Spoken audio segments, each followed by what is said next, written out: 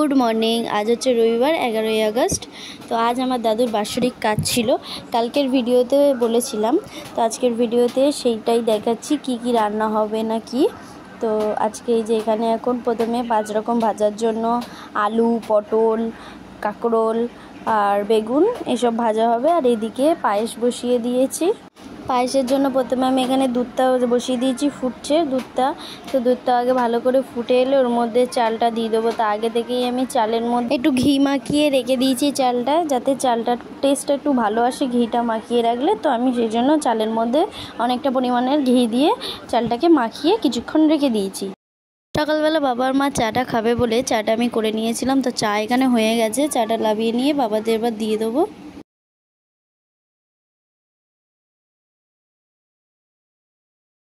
আর এদিকে আমি আর দিদি চাউমিন খাবো বলে চাউমিন এখানে করে নিয়েছি।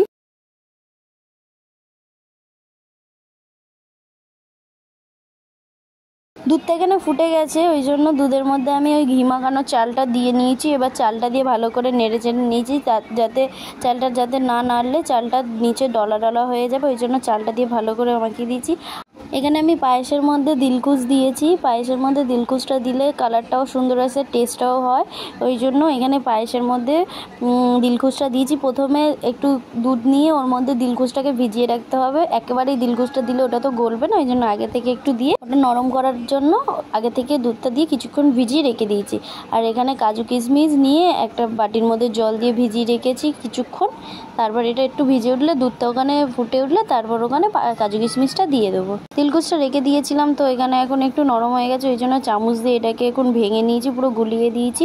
আর এখানে বাইরের ওয়েদারটা এত বৃষ্টি হচ্ছে, প্রত্যেক বছরই আমার দাদুর কাজের সময় এরকম বৃষ্টি হবেই। তোমাদের তো আগের ভিডিওতে দেখিয়েছিলাম আমাদের এখানে কত জল জমেছিল, তো এখনও জল কমেনি, তো সেই জল এখনও রয়েছে। তারপর এখানে দিদি সবজিগুলো কেটে নিচ্ছে। এখানে প্রথমে আলুটা ছাড়িয়ে নিয়েছে, আলুটা গোল গোল ভাজার জন্য আলুটা গোল গোল করে কেটে নিয়েছে। তারপর কাঁকরোলটা ওরকমভাবে ছাড়িয়ে কেটে নিয়েছে গোল গোল করে। এরকম একে একে সব সবজিগুলো কেটে নিয়েছে দিদি।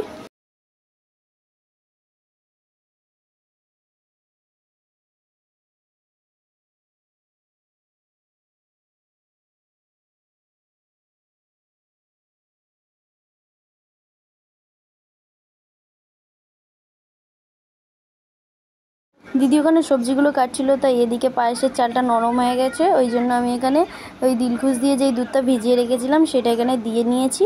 তারপর এখানে অনেকটা মতন বাতাসা দিয়ে দিয়েছি, যাতে কালারটা আরও আসে। দিলকুশে তো যদি অতটা না কালার আসে, ওই জন্য বাতাসা দিয়ে দিয়েছি অনেকটা।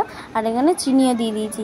তারপর ভালো করে নাড়াচাড়া দিয়ে এর মধ্যে কাজু কিশমিশ যেই ভিজিয়ে রেখেছিলাম সেগুলো এখানে দিয়ে দিলাম। কাজু কিশমিশটা দিয়ে আবার কিছুক্ষণ ভালো করে নাড়াচাড়া দিয়ে তারপর এটা নামিয়ে নেব।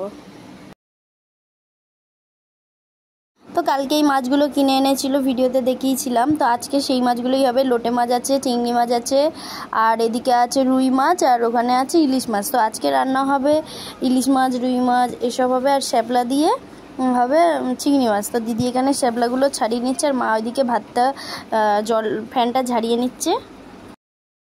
আমি যাবো এখন বাজারে, তো বাজারে গিয়ে ফুল মিষ্টি কিনবো, তখন তোমাদের সাথে দেখা হচ্ছে। যাওয়ার সময় খুব বৃষ্টি হচ্ছিল, ওই জন্য আর ভিডিও করতে পারিনি। আর বাজারেও খুব ভিড় ছিল, ভিডিও ওই জন্য করিনি। তো এখন এই যে কিনে নিয়ে চলে এসেছি। উচ্ছে কিনতে বলেছিল, উচ্ছে, ফুল, মালা এসব কিনে নিয়ে চলে এসেছি। তা বাড়ি এসে দেখলাম এইসব রান্না হয়ে গেছে। তো আজকে রান্নাগুলো বাবা করেছে বলে আমি আর ভয়ে ভিডিও করিনি। তো এখানে হয়েছিল 5 রকম ভাজা, মাছের তরকারি, সব রান্না এখনও হয়নি, তো কিছু কিছু রান্না হয়েছিল সেগুলোই দেখালাম। আর এখানে আমি থালাটাকে সাজিয়ে নিয়েছি। প্রথমে ভাত নিয়ে এখানে 5 রকম ভাজা নিয়েছি। তারপর আরও যেসব মাছের তরকারি হয়েছিল। ইনি হচ্ছেন আমার দাদু, তো এনারই বাৎসরিক কাজ আজকে। যা যা রান্না হয়েছিল সমস্ত কিছু দাদুর সামনে সাজিয়ে দেওয়া হয়েছিল। তো আজকের ভিডিওটা আমি এখানেই শেষ করলাম। যদি ভালো লেগে থাকে একটা লাইক করে দিও, আর চ্যানেলে যারা নতুন দেখছো তারা চ্যানেলটাকে সাবস্ক্রাইব করে দিয়ে পাশে বেল আইকনটাকে প্রেস করে দিও। তো ভিডিওটা এখানেই শেষ করলাম, টাটা।